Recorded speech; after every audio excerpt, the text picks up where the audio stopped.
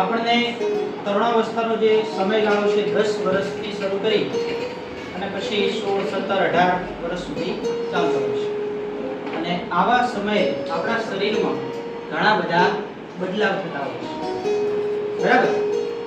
અને આ જે ઘણા બધા બદલાવ થાય એ બદલાવના કારણે આપણા શરીરને વધારે શક્તિની જરૂર પડે છે. અને વધારે શક્તિ મેળવવા માટે આપણે પૌષ્ટિક આપણું શરીર એકદમ તંદુરસ્ત રહે એ માટે સારામાં સારો ખોરાક લેવાની જરૂરિયાત ઊભી થશે. સમતોલ આહારની વાત આપણે કરીએ તો આપણા શરીરમાં જરૂરી જે શક્તિ છે એ શક્તિ મેળવવા માટે આપણે સમતોલ આહાર લેવો જોઈએ.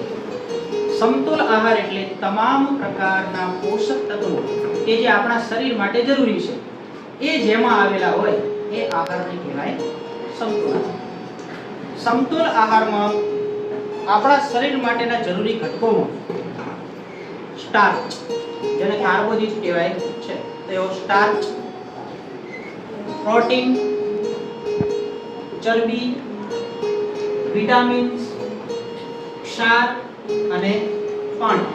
સ્ટાર્ચ આપણને અનાજમાંથી મળે છે, ઘઉં, બાજરી, જવ, મકાઈ એ બધામાંથી. પ્રોટીન આપણને કઠોળમાંથી મળે છે, બરાબર?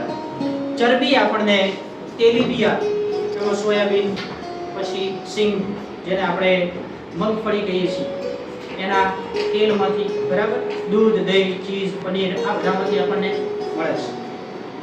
એના પછી વિટામિન અને ક્ષાર એ આપણને ફળ અને શાકભાજીમાંથી મળી રહે છે. અને પાણી આપણે પીતા હોઈએ છીએ, બરાબર?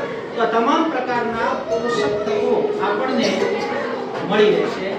અને તમામ પ્રકારના પોષક તત્વો આપણને જે ખોરાકમાંથી મળે, જે આહારમાંથી મળે એને કહેવાય છે સમતોલ આહાર. આપણે તરુણાવસ્થાના સમયગાળા દરમિયાન વધારે શક્તિની જરૂરિયાત હોવા જોઈએ. વધારે શક્તિની જરૂરિયાત એટલા માટે કે આપણા શરીરમાં ઘણા બધા બદલાવ થતા હોય છે.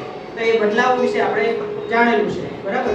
તો એ વધારે પડતી શક્તિની જરૂરિયાતના કારણે આપણે સમતોલ આહાર વધુ માત્રામાં લેવો જોઈએ. અને યોગ્ય રીતે આપણે એનું સેવન કરશું, યોગ્ય સમયે યોગ્ય રીતે આપણે જો સમતોલ આહાર લેશું તો આપણને કોઈ પણ પ્રકારના રોગો થશે નહીં અને આપણું શરીર એકદમ તંદુરસ્ત રહેશે અને આપણો વિકાસ પણ સારો થશે. તો આ બાબત આપણે ખાસ ધ્યાનમાં લેશું. આપણા શરીરની તંદુરસ્તી માટે આપણે સારામાં સારો ખોરાક લઈએ.